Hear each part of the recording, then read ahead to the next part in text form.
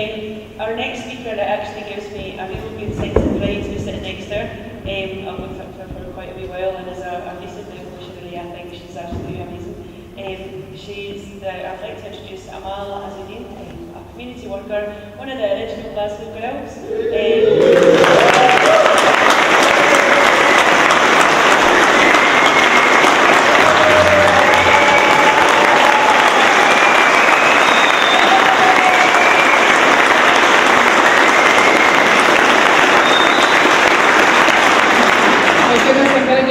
Before I even start talking, thank you. It's lovely. I really, really appreciate it.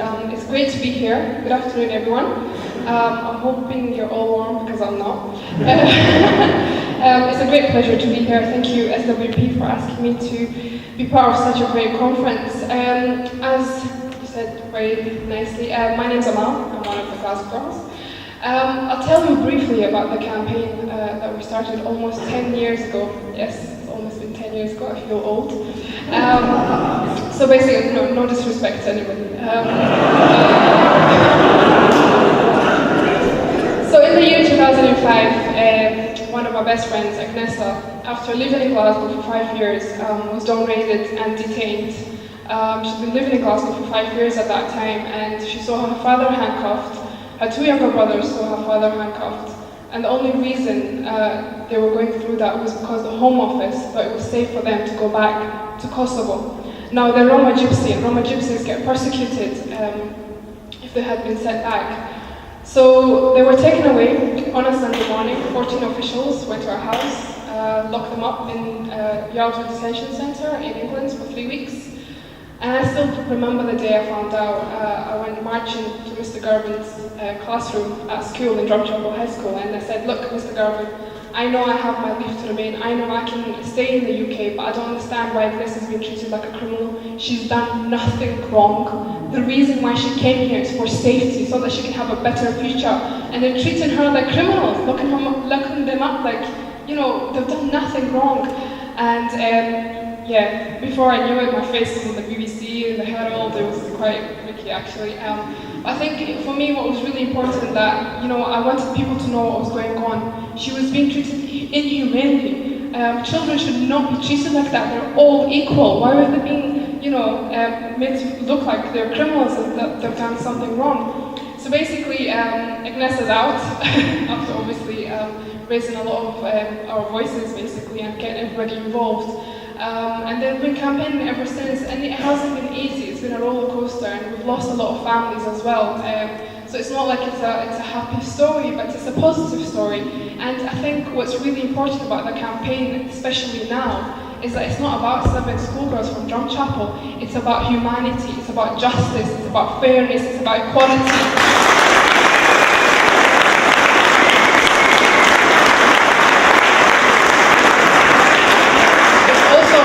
Racism, it's about so many things, it's about unity, of course, because I think without the support of the local community, Margaret Woods, and I can name so many people, organizations, campaigns, etc., we wouldn't be where we are today. And of course, I'm sure some of you know that it's been turned into a musical as well, our story. I know, I still remember the day I got told by Cora Bissett, the director. It was back in the year 2010, she came and she said, "Look, Amal, I want to turn your story into a stage musical." And I just looked and I was like, "What?" And she was like, "Yeah, a musical." And I was like, "You do know our story is about child detention." Yeah. And she's like, "Oh yeah, I do know it." So here we go. But yeah, it's been amazing. If anybody's seen it, you'll know that she's done an amazing job, and a lot of people have gone to see it, and it's really, really popular. And at that time, when the musical was being made, a certain producer as well saw it in London last year, and he's actually from Glasgow, Colin Barr, and he said, "We want to make a dramatisation of it for BBC 3, and we were thinking, right, hold on here, what are you going to do with your dramatisation? Our story is already dramatic as it is, but you can't dramatise it anymore." And I was really interested, actually, because I thought, I wanted to know what they were going to do with it. Of course, we were very worried because it's BBC and what they were going to show, but it's amazing. Over 600,000 people watched it on the first night. That is amazing. And for the BBC to show a story about asylum.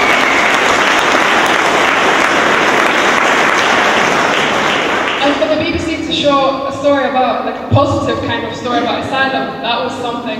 And I remember reading the description, and I think that was my favorite part, and it was like a bunch of schoolgirls from Drumchapel High School in Glasgow took on the Home Office and won. And I was like,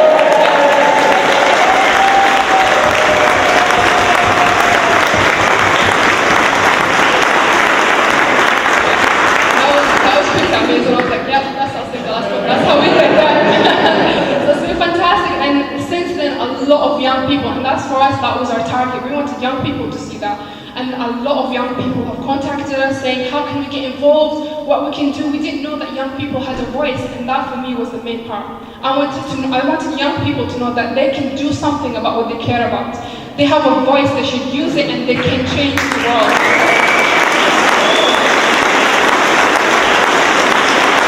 They were saying that, in England, especially like young people, they're saying that the politicians don't care about them. The media hate asylum seekers and refugees. They were saying to us, can you come and campaign for us there? I was like, no thanks, we'll just stay in Glasgow. But it is a shame, it really is, it's hard for people there, but I think, I'm glad that the film was shown there, and I'm glad that it got people thinking, and a lot of people have said as well that it's changed their minds about what they think about asylum. And I think at the tragic times we live in at the moment, with the rise of UKIP, etc., that is something that needs to be tackled big time. So hopefully through things like that, it hopefully can change even more people's minds. But I think for me, recently it's been really, really sad with independence, etc., because I really thought we were going to be independent for many reasons. And we've heard many reasons throughout the day-to-day why we should be independent. And for me, two main reasons. Because I wanted a fair and humane asylum system. I was fighting for that so much, and we had a meeting actually with the government, and they consulted with us, what would an independent look like in terms of asylum, etc. So I was looking for that. And the second reason is because I wanted to run the asylum system if we were independent.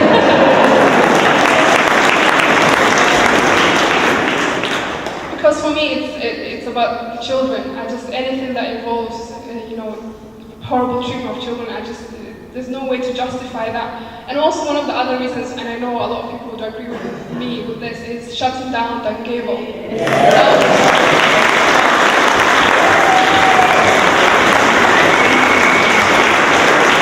I was really looking forward to that. I was actually imagining it in my head and how we all get together and do it. But I think even though we're not independent, like a lot of people have said already, what's happened after that is massive. The movement that's come out of that is absolutely inspirational. It's the passion and the atmosphere in George Square or Independence Square or all the other names that it's got now.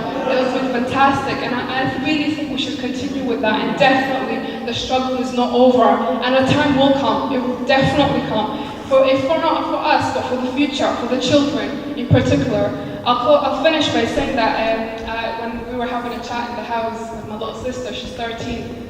Zaina, I said to her, I was like, Zaina, if you were allowed to vote, what would you vote for? And obviously I was hoping she would say yes, otherwise we'd have other words.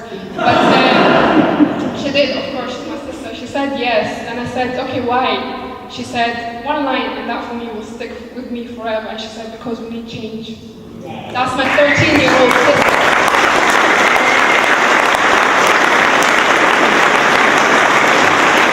And I hope together, and I really mean this, together, united, we can definitely achieve anything. If a bunch of schoolgirls from the drum, manage to take on the Home Office, just imagine what we all can do together, for our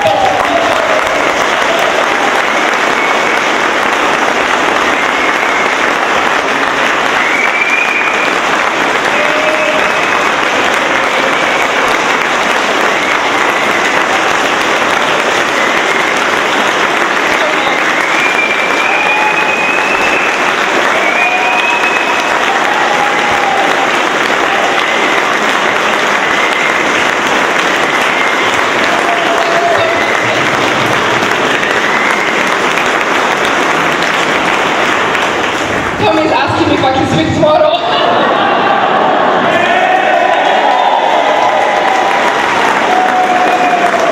Thank you so much, honestly, thank you. Is that a yes?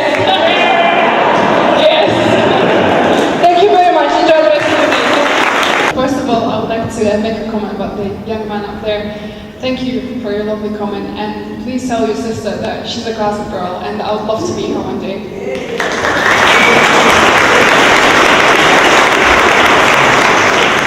I don't know if you've seen it, but a couple of days ago, one of the other classic girls was on the BBC, the news, because she, and I'm very, very proud of her, she managed to secure funding for 3 asylum seekers to go to university at Strathclyde Uni. Fantastic.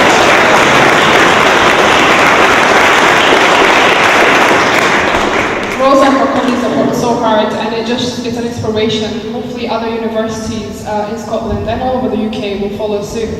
The second point is, I saw that Theresa May wants to take away our human rights. I just spent a year studying a Masters in Human Rights and International Politics. I'll be damned if she takes them away from us.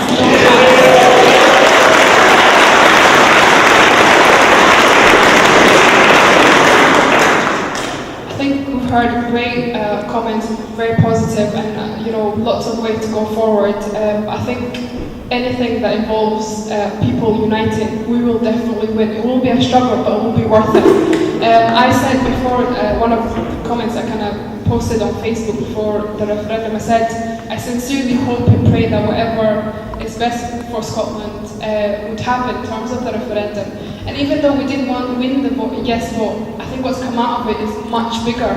The amount of young people that are involved in politics, the amount of people who have come out to vote, it's absolutely amazing, absolutely inspirational.